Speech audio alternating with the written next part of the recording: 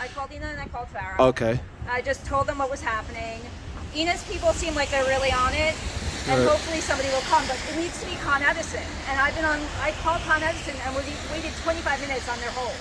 There's a school right over there, 2 schools, another school over there. Kids are going to be walking by in 15 minutes.